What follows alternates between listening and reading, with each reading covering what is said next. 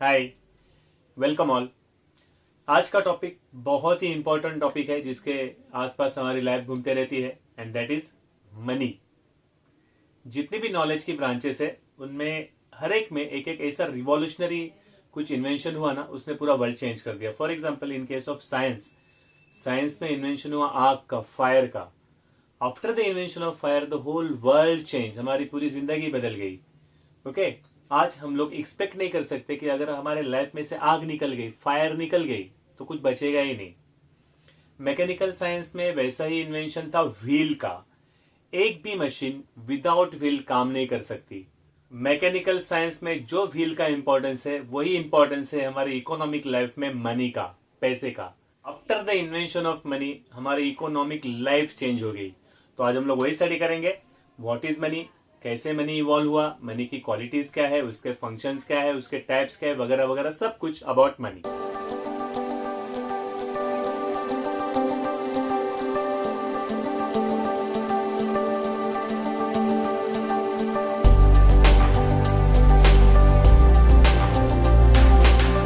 आज जो भी हमारी जरूरतें हैं, we pay money and fulfil our requirements. मुझे स्टेशन जाना है, ऑटो वालों को पैसे दे दिए, स्टेशन चला गया। मुझे बिस्किट खरीदने हैं, पैसे लेके गया, शॉप में पैसे दे दिए, बिस्किट खरीद लिया। Okay, for each and everything we pay money. लेकिन what happened, how were the transactions when there was no money? जब पैसे नहीं थे तो ट्रांजेक्शंस कैसे होते थे? At that time there was barter system. Barter system means exchange of goods for goods.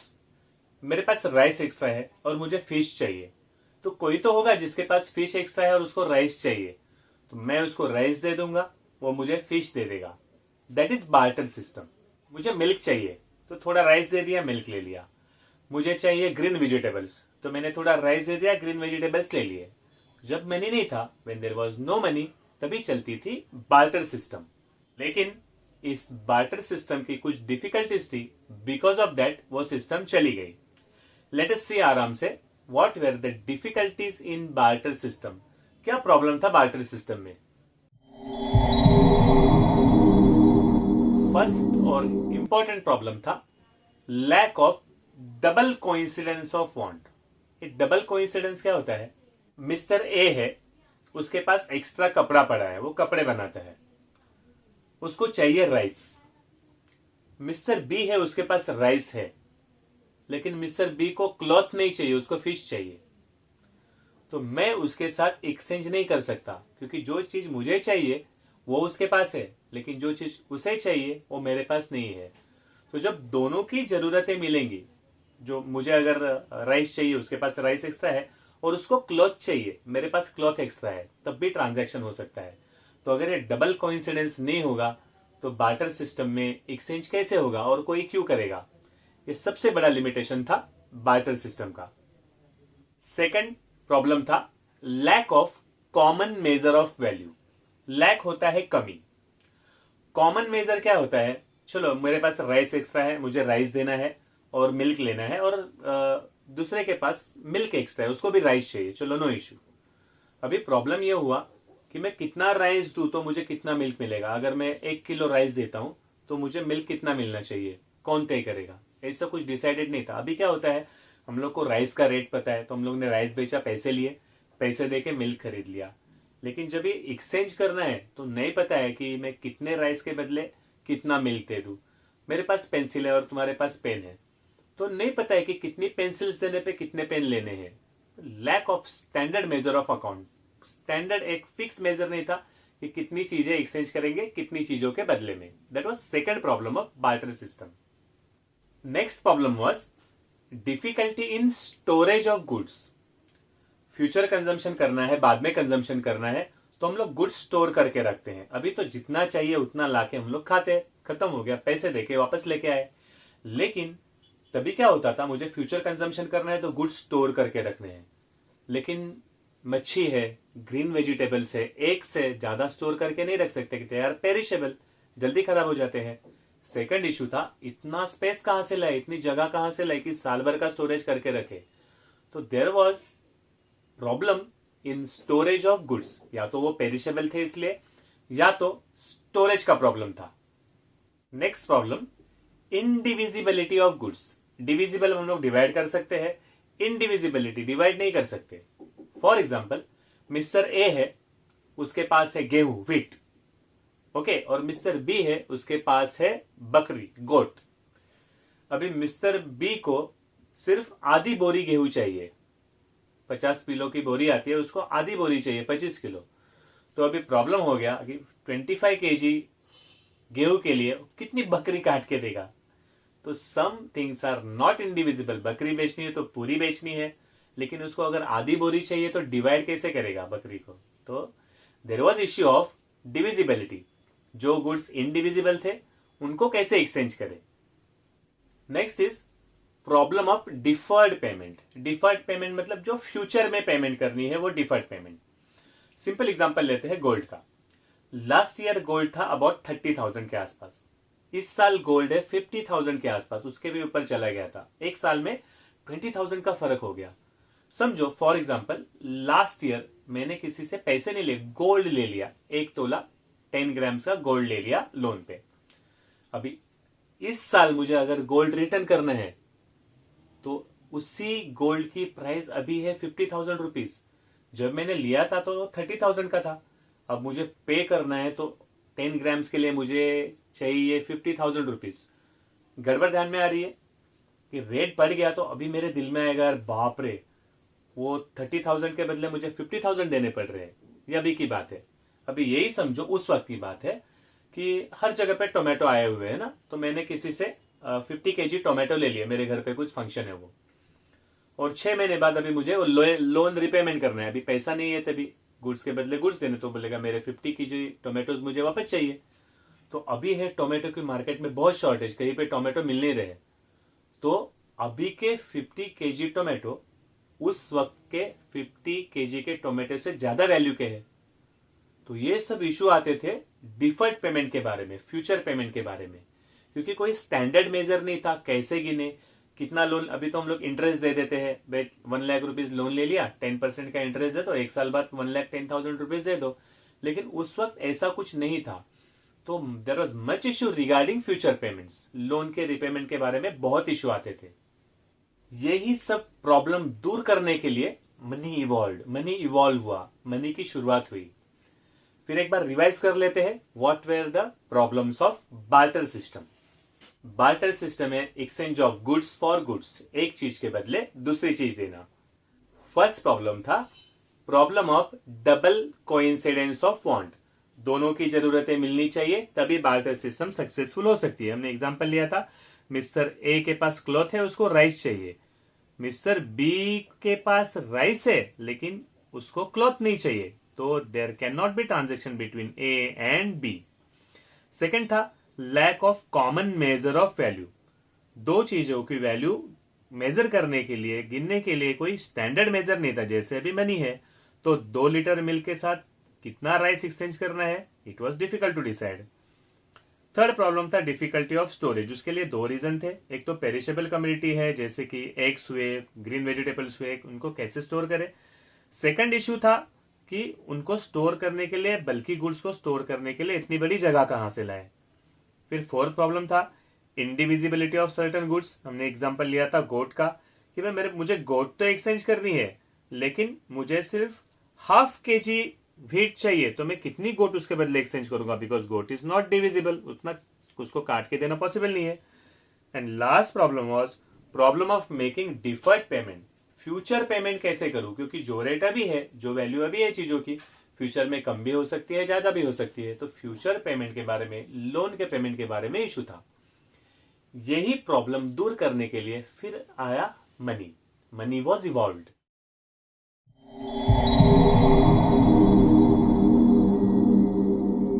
Money हम लोग को सबको पता है ना, सबके हाथ में मनी है, लेकिन ये मनी एक्चुअली क्या है, what is the meaning of money. सबसे पहली बात, मुझे स्टेशन जाना है, ऑटो वाले को मैं पैसे दूंगा, स्टेशन तक जाऊंगा। मुझे पेंसिल भी खरीदनी है तो I will pay money and take pencil. मुझे मूवी देखनी है तो पैसे दूंगा और मूवी देखूंगा। मुझे कुछ भी गुड्स एंड सर्विसेज चाहिए तो मुझे पैसे पे करने हैं और वो गुड्स एंड सर्विसेज एक्सचेंज करवानी है। तो सबसे पहली बात है, कुछ भी एक्सचेंज करना है तो जो चीज चाहिए वो है मनी। सेकंड थिंग है, किसी भी चीज की वैल्यू डिसाइड करनी है तो किसमें डिसाइड करते हैं? मैं तेरा ये काम दीवार बनाने का काम कर दूंगा, मुझे दिन में 800 रुपए चाहिए, है ना? तो किसी भी चीज की वैल्यू हम लोग किसमें फिक्स करते हैं? मेजर ऑफ वैल्यू क्या है? मनी। तीसरी बात, अगर मेरा खेत है और खेत में बहुत सारा राइस उगाता है ना, आई कल्टिवेटर राइस, तो मैं राइस गोडाउन में भर के नहीं खाते रहूंगा, राइस बेच के पैसे बैंक में रखूंगा। तो स्टोर करने के लिए भी क्या चाहिए? मैं राइस जाके बैंक में नहीं रखूंगा, उसके लिए कुछ लिमिट है, कितने टाइम तक रख सकता हूं, गोडाउन का भाड़ा वगैरह। तो अगर मुझे स्टोर भी करना है तो मैं उसको कन्वर्ट कर देता हूं मनी में।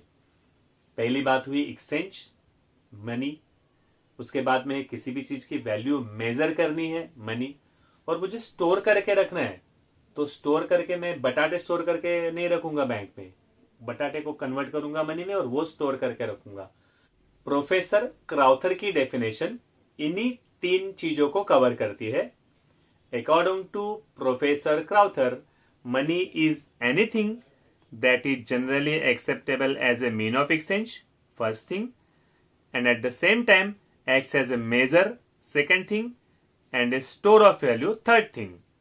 Money is anything that is generally acceptable as a means of exchange and at the same time acts as a measure and store of value. कोई भी चीज एक्सचेंज करने के लिए रेडीली किस चीज में एक्सचेंज करते हैं? पैसे में, पैसे से खरीदते बेचते हैं। सेकंड, मेजर करते हैं किसी भी चीज की वैल्यू पैसे में। और थर्ड थिंग, स्टोर करके रखना है तो पैसा स्टोर करके रखेंगे। ये तीन चीजें हैं प्रोफेसर क्राउथर की मनी की डेफिनेशन में। फिर सिंपल डेफिनेशन है प्रोफेसर वॉकर की। What is money? Professor walker कहते हैं money is what money does. जो मनी का काम करता है वो मनी है। Money is what money does. पैसे का काम क्या है? एक्सचेंज करना है। तो अगर कोई और चीज देखे तुम्हारा काम हो सकता है। फॉर एग्जाम्पल, मुझे स्टेशन जाना है, ओके, तो मैंने थोड़ा सा चॉकलेट दे दिया और मैं स्टेशन चला गया, तो मेरा स्टेशन जाने का काम किस चीज ने कंप्लीट किया? चॉकलेट ने। तो चॉकलेट मनी हो गया। उस कंडीशन में जो पैसे का काम करेगा वो पैसा। Money is what money does.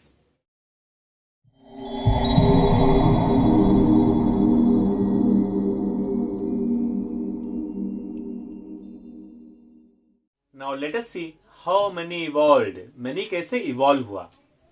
10th में था Darwin's theory of evolution. Darwin सा उत्क्रांतिचा सिद्धांत, छोटा सा अमीबा था, फिर डेवलप होते होते होते गया, अभी कॉम्प्लिकेटेड सब एनिमल्स बन गए, हम लोग बन गए, ओके।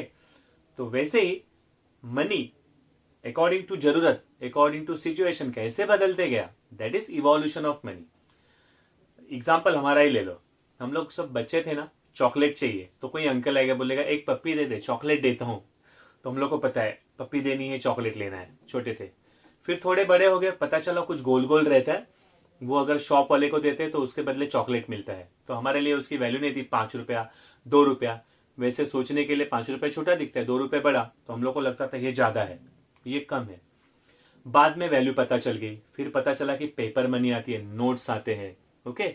फिर अभी हम लोग बड़े हो गए, तो अभी आपने ऑनलाइन पेमेंट की रहेगी, क्रेडिट कार्ड डेबिट कार्ड से, या ऑनलाइन ट्रांसफर किया रहेगा आपने कोई इलेक्ट्रॉनिक डिवाइस यूज करके।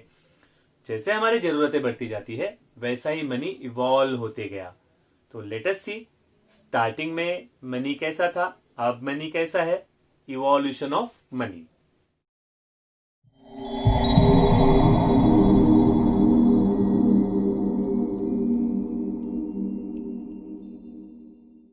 First step, in prehistoric period, history लिखी गई उसके पहले animals were used as money. Cow है, शीप है, गोट है, उनका यूज करते थे मनी के जैसा। किसी का घर खरीदना है तो भाई 10 गाय दे दो और घर खरीद लो, ऐसे। लेकिन अगर आधा किलो गेहूं चाहिए तो कितनी गाय देनी है, कितनी शीप देनी है, इट इज नॉट डिविजिबल। तो एनिमल्स की इनडिविजिबिलिटी की वजह से इवॉल्व हुआ मनी। नेक्स्ट स्टेप था एनिमल के बाद कमोडिटी मनी। कमोडिटी मतलब कोई चीज जो हमारे एरिया में कम मिलता है वो मनी का काम करेगा। फॉर एग्जाम्पल, कोई एरिया है वहां पे एनिमल की स्किन है, वो कम है, रेयर है, तो वो यूज करते थे लाइक मनी पे। एनिमल स्किन दे दी और उसके बदले में दूध खरीद लिया, ऐसे। कहीं पे सॉल्ट भी काम करता था मनी का, कहीं पे फेदर्स, मोर पंख है, तो जो भी it depended on climatic conditions and culture. जैसे क्लाइमेटिक कंडीशंस थी, जैसे सिचुएशन थी, जो भी वहां पे रेयर रहेगा। कहीं पे तो स्टोन के पीसेस थे, पत्थर के छोटे छोटे टुकड़े अलग है, कुछ अलग दिखने में है, तो वो मनी का काम करते थे। तो जैसे जैसे ट्रांजैक्शन बढ़ते गए तो एनिमल्स के बदले में फिर आ गए कमोडिटी मनी। कमोडिटी मनी में इशू था स्टोर कैसे करके रखेंगे। मेरे पास बहुत सारा सॉल्ट जमा हो गया, तो सॉल्ट स्टोर करके कैसे रखूंगा, इतने सारे पत्थर स्टोर करके कैसे रखने हैं। इसलिए फिर इवॉल्व हुआ next step, metallic money. Transactions बढ़ते गए तो फिर मेटेलिक मनी आया। मेटेलिक मनी में हम लोग पीसेस, कॉइन नहीं, सोने का टुकड़ा, चांदी का टुकड़ा, कॉपर, एल्यूमिनियम, निकेल, ऐसे जो मेटल्स है उनके पीसेस वो यूज करते थे मनी के जैसे। वे 10 पीस दे दिए और एक घोड़ा खरीद लिया, लाइक दैट। लेकिन उसमें भी इशू था, स्टैंडर्ड साइज नहीं थी, पीसेस थे ना। अभी कैसे कॉइन है 5 रुपीज, तो उसकी वैल्यू हम लोग को पता है 5 रुपीज, 5 रुपीज, 5 रुपीज। लेकिन वहां पे यूनिफॉर्म सेम साइज के पीस नहीं थे। और फिर सोने का पीस अलग रेट, चांदी का पीस अलग रेट, उसमें फिर एक्सचेंज रेट कैसे होगा। तो उसके बाद में फिर उन्हीं मेटल पीसेस को हमने स्टैंडर्ड बना दिया। फिर आ गए कॉइन्स, मेटेलिक कॉइन्स, सोने के सिक्के, स्वर्ण मुद्राएं, चांदी की मुद्राएं वगैरह वगैरह। तो कैसा होता था, कांदिवली का राजा है तो कांदिवली का राजा अपने कॉइन्स बनाएगा स्टैंडर्ड साइज के, और उस पर उसकी मोहर लगेगी, उसका स्टैंप लगेगा, मे बी उसका फोटो, उसका सिग्नेचर या कोई साइन। वो फिर कांदिवली का कॉइन, कांदिवली की करेंसी वो हो गई। फिर मलाड का राजा है, कोई अलग है, तो वहां पे अलग स्वर्ण मुद्राएं रहेंगी, उसकी वैल्यू कुछ अलग रहेगी। तो इश्यू होता था, यहाँ इस एक राज्य से दूसरे राज्य में जाएंगे तो फिर ट्रांजैक्शन में थोड़ी गड़बड़। तो थोड़ी देर के बाद क्या हुआ, जो एक गवर्नमेंट आ गई सभी तरह की, तो गवर्नमेंट ने सबको यूनिफॉर्म कर दिया।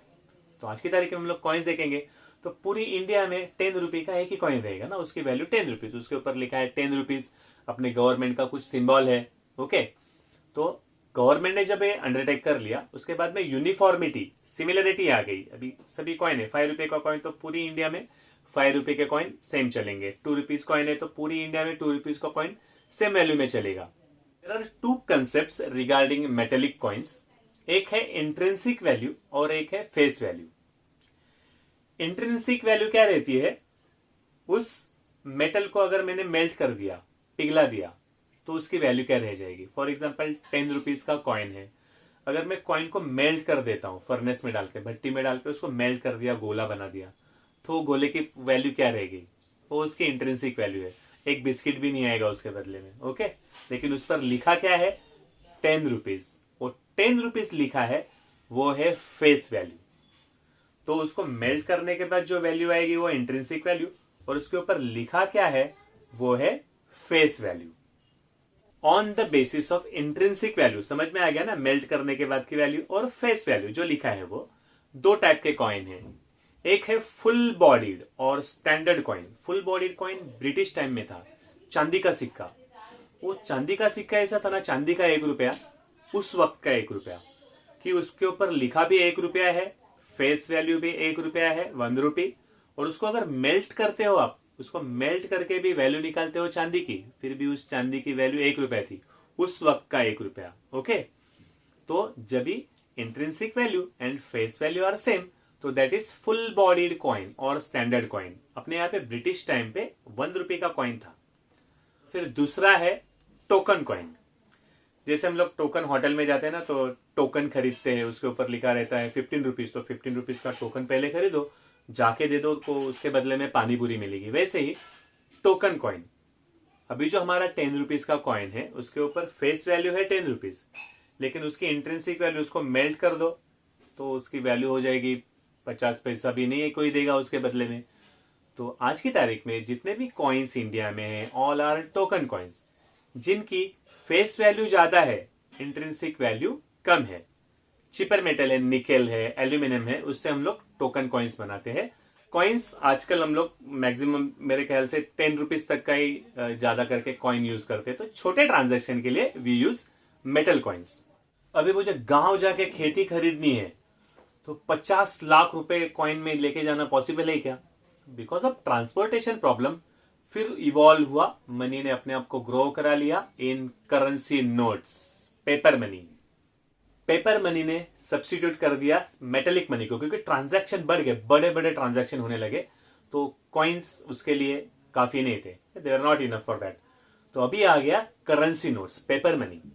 तो अभी क्या है, हर एक कंट्री की एक सेंट्रल बैंक होती है, मेन बैंक, गवर्नमेंट की बैंक, बैंकों की बैंक। इन इंडिया अपनी सेंट्रल बैंक है रिजर्व बैंक ऑफ इंडिया। तो इंडिया में जितने भी करेंसी नोट्स है वो प्रिंट करने की मोनोपोली, ओनली राइट किसके पास है, सेंट्रल अपनी बैंक जो है आरबीआई के पास, रिजर्व बैंक ऑफ इंडिया, और अपनी government. So only the central bank, जैसे कि अपनी है reserve bank of India, and the government has the monopoly to issue currency notes. Currency notes print करने का, इशू करने का राइट किसके पास है, गवर्नमेंट के पास और सेंट्रल बैंक के पास, हर एक कंट्री के। इन इंडिया 1 रुपी नोट, 1 रुपए की नोट अभी तो रेयर हो गई ना, 1 rupee note and all the coins they are issued by central government. अपना जो गवर्नमेंट है वो इशू करती है। और हायर डिनोमिनेशन से 2 रुपीज, 5 रुपीज, 10 रुपीज, 20, 50, 100, 200 एंड 500 वो इशू करती है अपनी सेंट्रल बैंक यानी रिजर्व बैंक ऑफ इंडिया। फिर वही बात हो गई, मनी को तो इवॉल्व होना ही है। अभी ट्रांजैक्शंस लाखों में नहीं, करोड़ों में और मिलियंस बिलियंस में हो गए। तो अभी फिर मनी इवॉल्व हो गई और फिर आ गई बैंक मनी। अभी 50 करोड़ मुझे कैश लेके नहीं जाना है, मुझे देना है चेक। बैंक मनी और क्रेडिट मनी वो मनी है जो people save in banks in form of cash. मैंने 2 लाख रुपीज जाके बैंक में भर दिए तो मेरे पासबुक में शो करेंगे 2 लाख रुपीज। तो किसी को पेमेंट करनी है तो मैं पेमेंट करूंगा, जितनी भी 50,000 रुपीज का चेक बना दिया मैंने या तो डिमांड ड्राफ्ट, तो they are transferable with the help of any credit document. या तो आई कैन विड्रॉ, या तो मैं बैंक में जाके पैसे विड्रॉ कर सकता हूं, या तो एटीएम में जाके with the help of debit card, ATM card पैसे विड्रॉ कर सकता हूं। सो बैंक मनी और क्रेडिट मनी क्या हो गया, एक्चुअल कैश मेरे पास नहीं है लेकिन मेरे अकाउंट में उतने पैसे जमा है, या तो मैं विड्रॉ कर सकता हूं या किसी को ट्रांसफर कर सकता हूं।